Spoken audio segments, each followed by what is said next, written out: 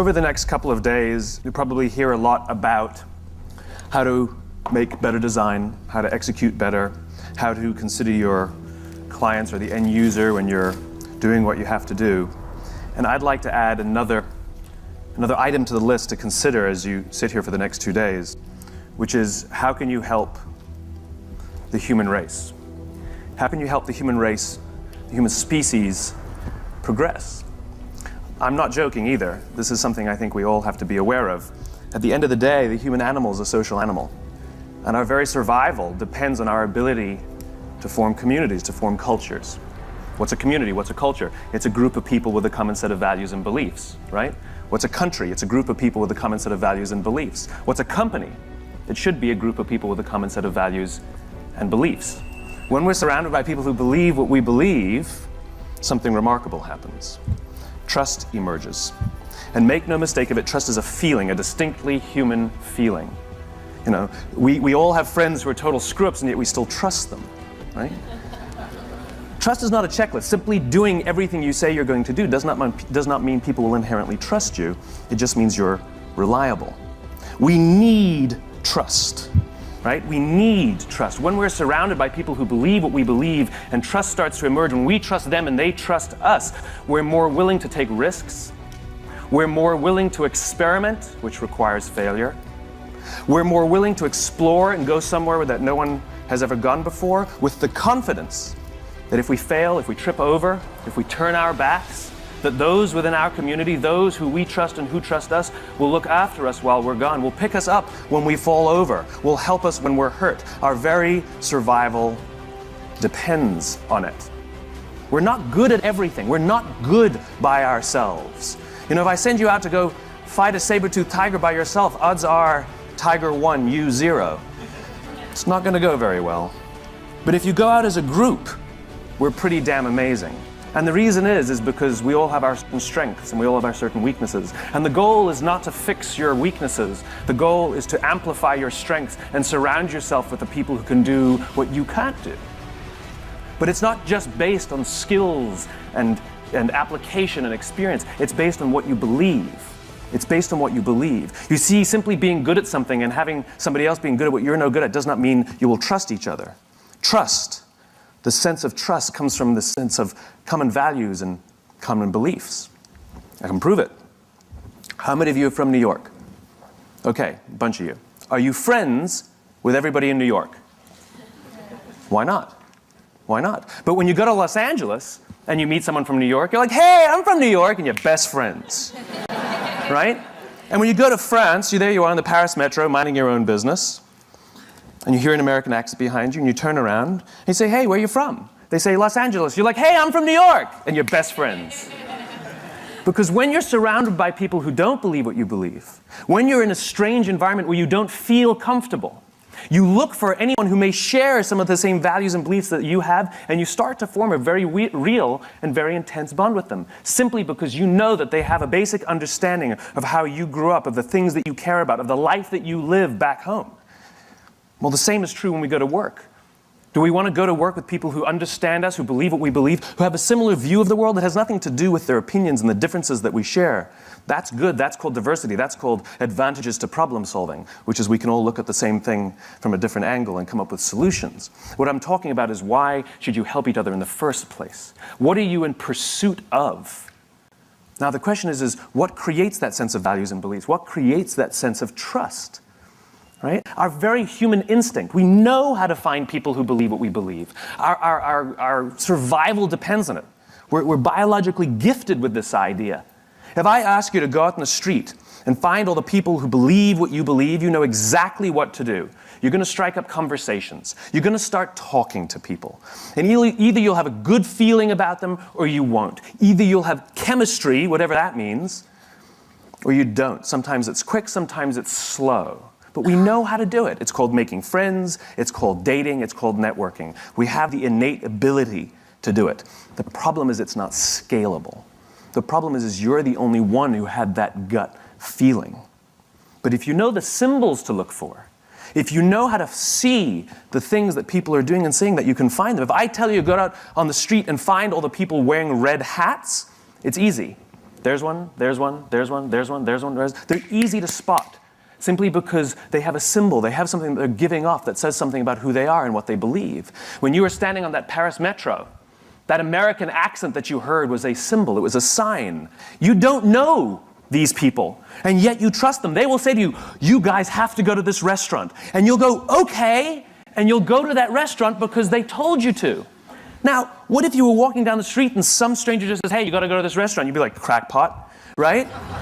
You're going to ignore them. This is what trust does. This is why we don't research everything. We don't need access to all information. Let's say you want to go buy a new television, right?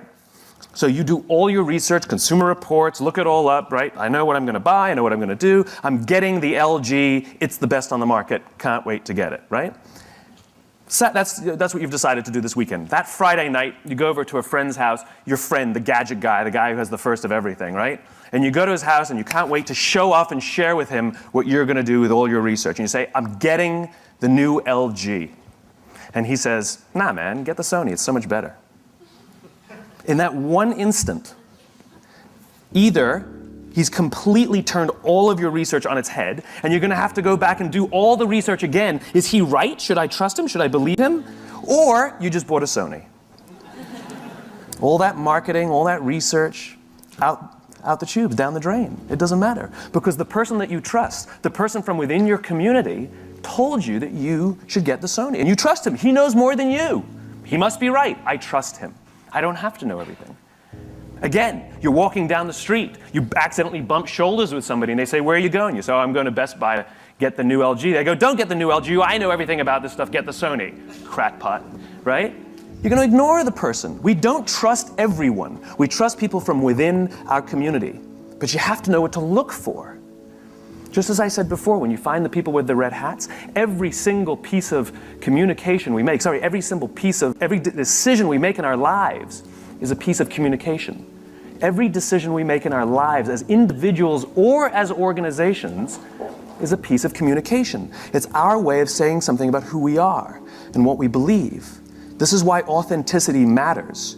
This is why you have to say and do the things you actually believe, because the things you say and do are symbols of who you are.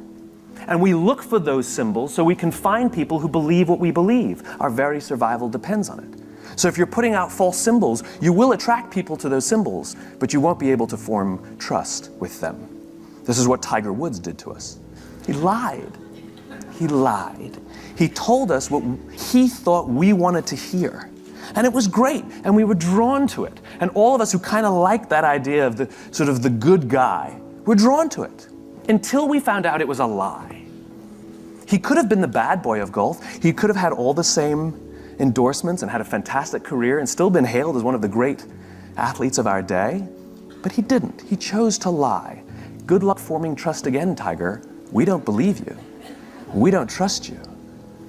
The goal of putting something out there, if you say what you believe and you do what you believe, you will attract people who believe what you believe.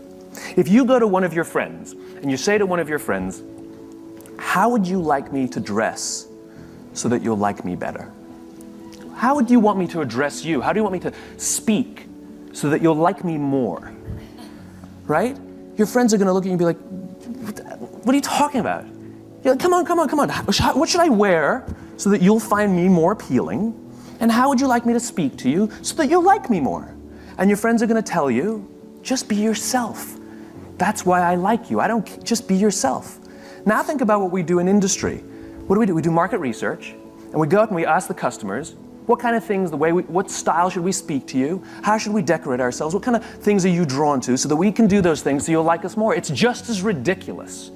It's just as ridiculous. Organizations should say and do the things they actually believe, and they will attract people who believe what they believe. Or they can choose to lie, and at the slightest hint that they might be lying, cynicism sets in.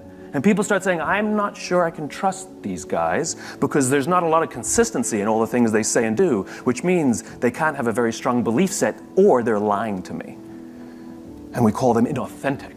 The entire process of asking other people who we should be is inauthentic. That's hilarious to me. All these positioning studies we do are inherent. We're going to do a study to find out from people so we can be more authentic. That's hilarious. Say and do what you actually believe, and the symbols you put out there, the things you say and the things you do, those red hats are ways that people can find you. What you have the ability to do as designers is create those symbols and allow people to use those things to say something about who they are. Work for companies, work for clients, work for people who you believe what they believe. Show up and feel a part of something bigger than yourself. And your part is to put what they believe into pictures and words and symbols and graphics so that other people can use those things to say something about who they are. People put Harley-Davidson logos on their body to say something about who they are. Corporate logo. Ain't no Procter & Gamble's tattooed on anybody's arm. Because Harley means something. They stand for something. People put that tattoo on there not to tell you that they own a motorcycle. They put that tattoo there to tell you something about themselves. You ever see anybody with a Mac laptop put a sticker over that beautiful shining apple? Ain't never gonna happen.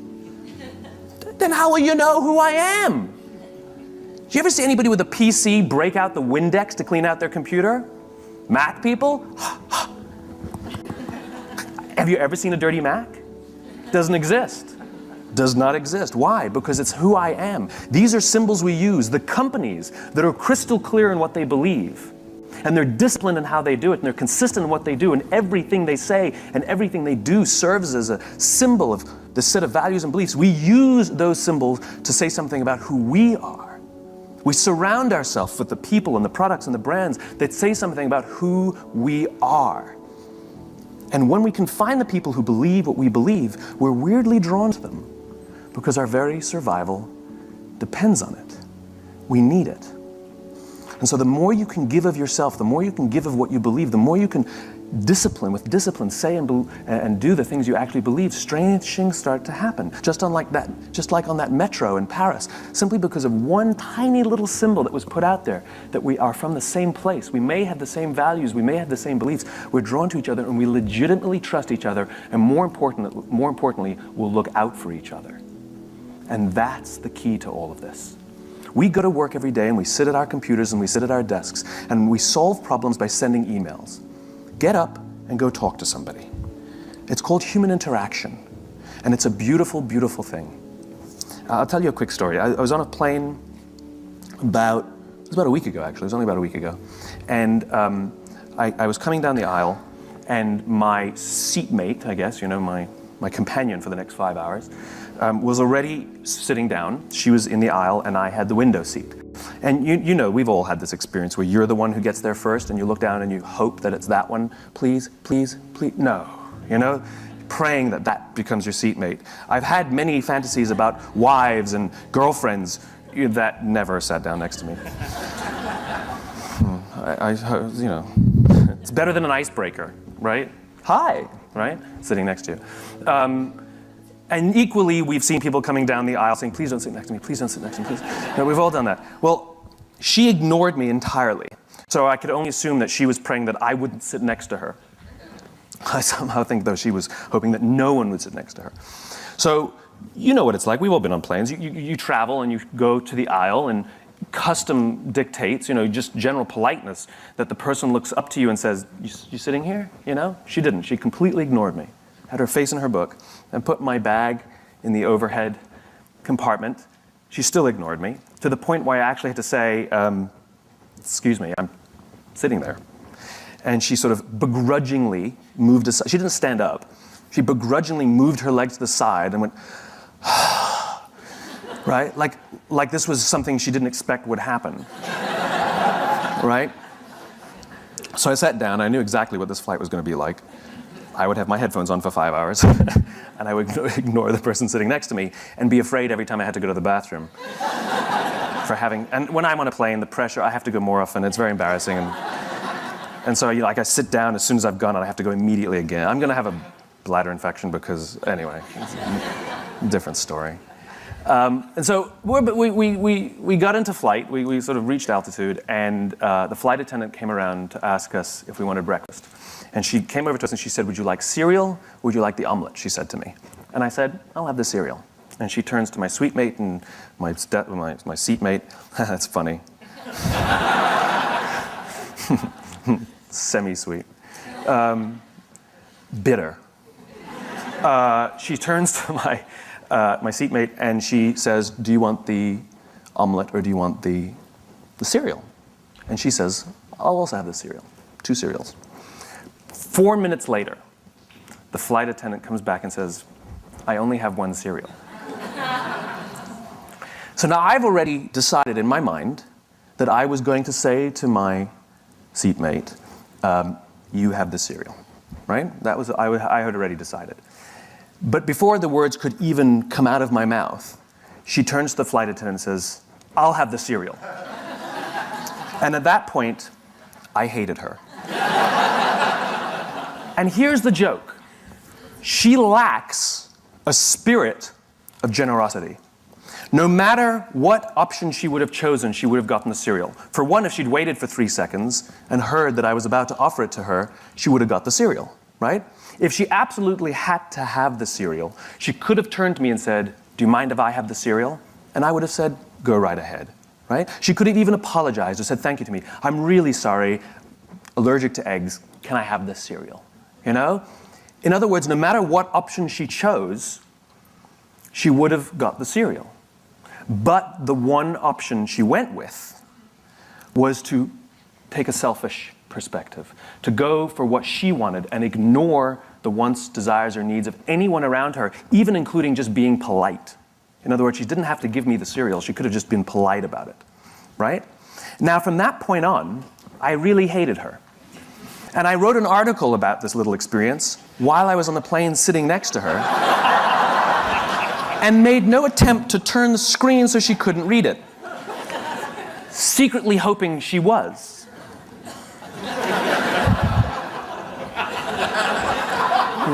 Salt and pepper hair, glasses. I'm good, thank you. And more importantly now, I had no desire to do anything for her anymore, right?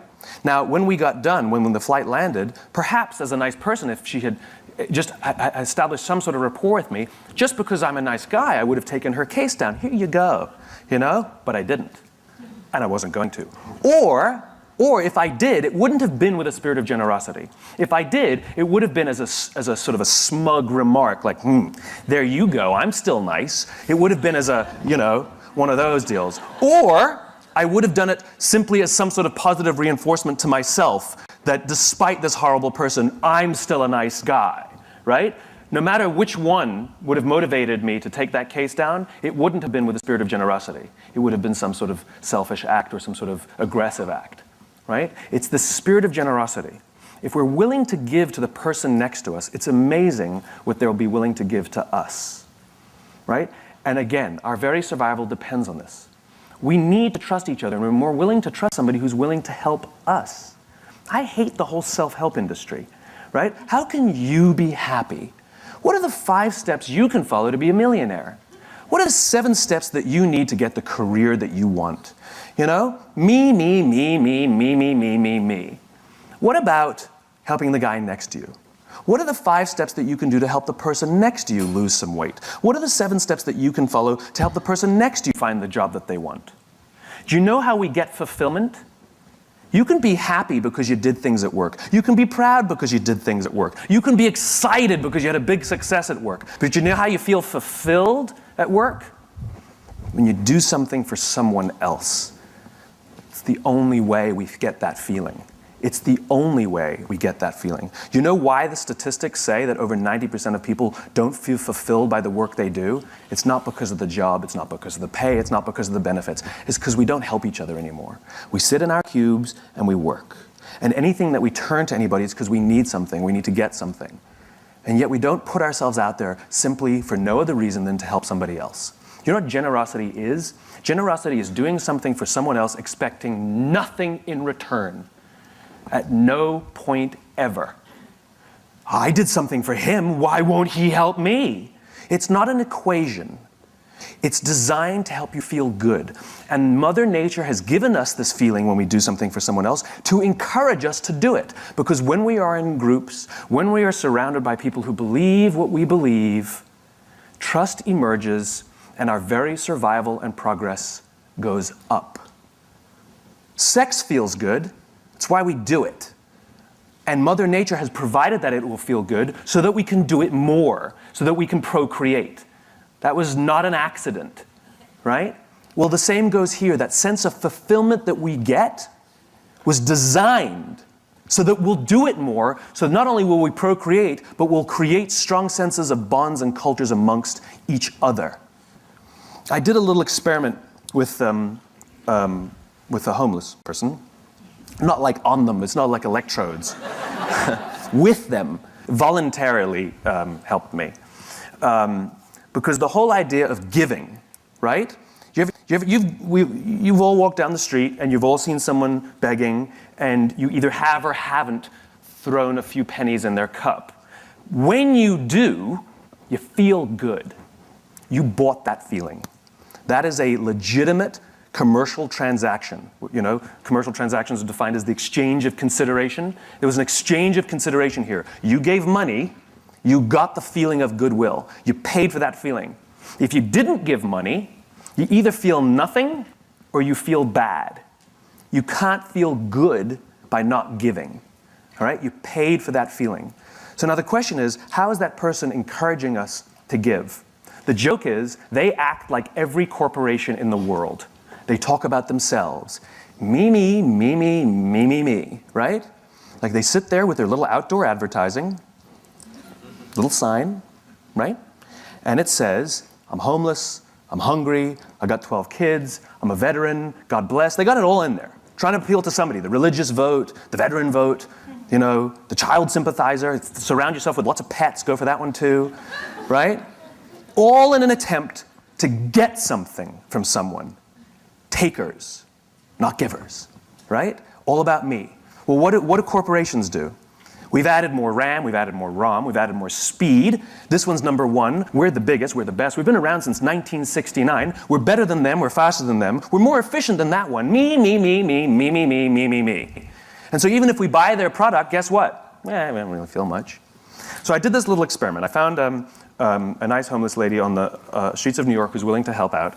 And I learned that with her sign, which was pretty typical, I'm homeless, I'm hungry, blah, blah, blah, she makes between $20 and $30 a day for her day's worth of work, 8 to 10 hours of sitting there selling goodwill.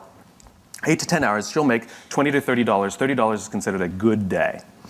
I changed her sign, and the new sign made her $40 in 2 hours. And then she left. It's one of the reasons she's homeless is because she's decided that she only needs $20 to $30 a day to live. If she stayed, she would have made $150. The point is she made $40 in 2 hours. What did the sign say? The sign said, if you only give once a month, please think of me next time. It has nothing to do with the taker. It has everything to do with the giver. And what are the objections people give when they don't give? I can't give to everyone. How do I know that they really need it? And so I addressed both those concerns. I know you can't give to everyone. So if you only give once a month, my cause is legitimate. I will still be here when you're ready to give. $40, 2 hours. Make it about them, not about you. The fact of the matter is 100% of customers are people. And 100% of clients are people. And 100% of employees are people.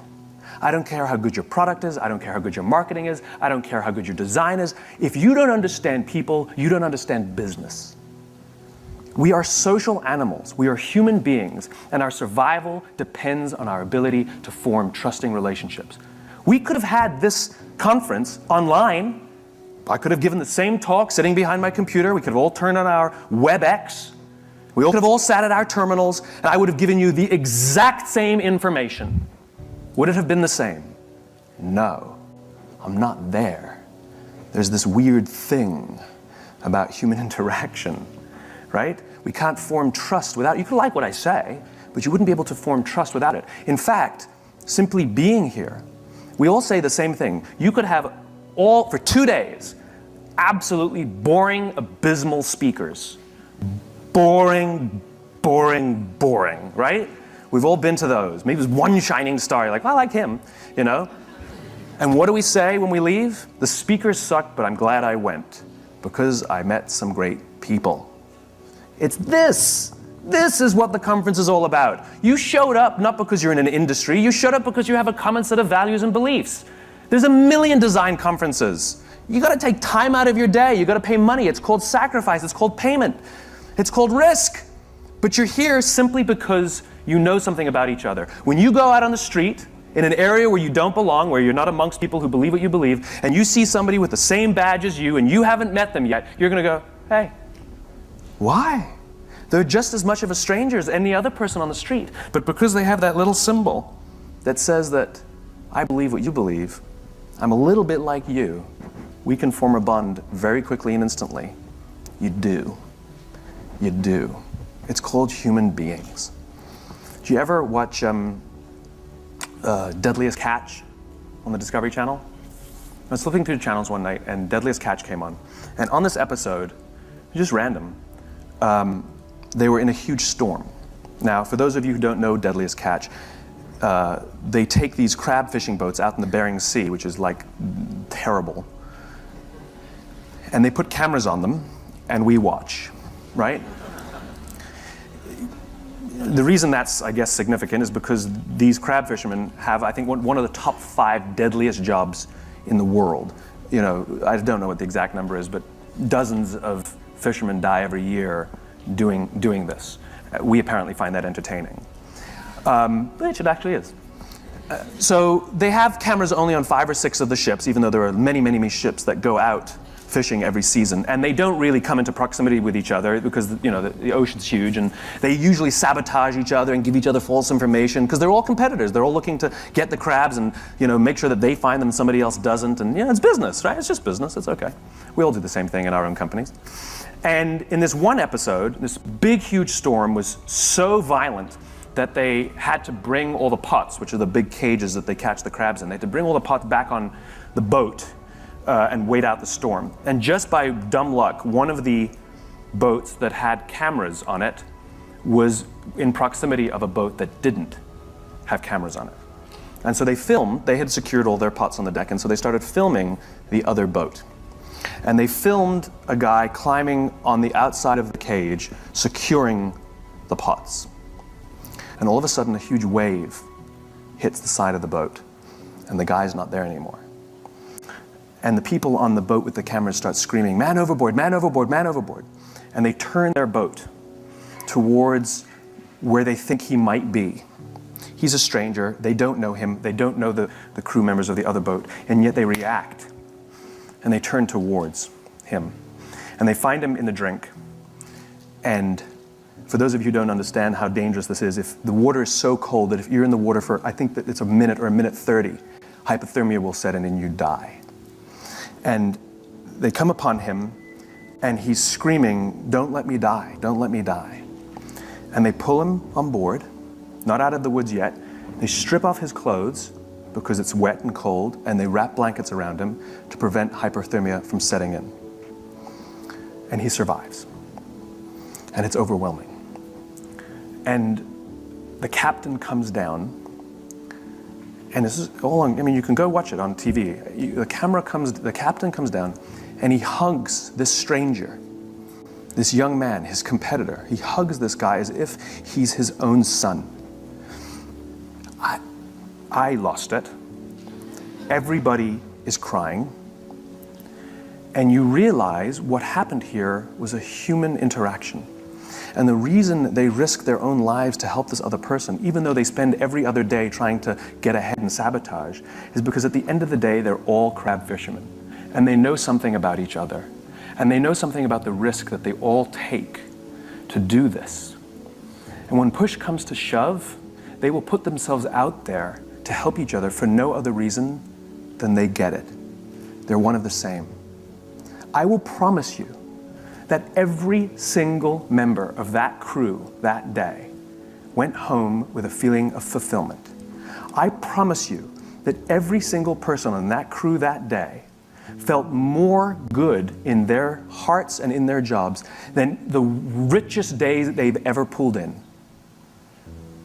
My question is what are you doing to help the person next to you? Don't you want to wake up and go to work for the only reason that you can do something good for someone else? Wouldn't you want them to do that for you?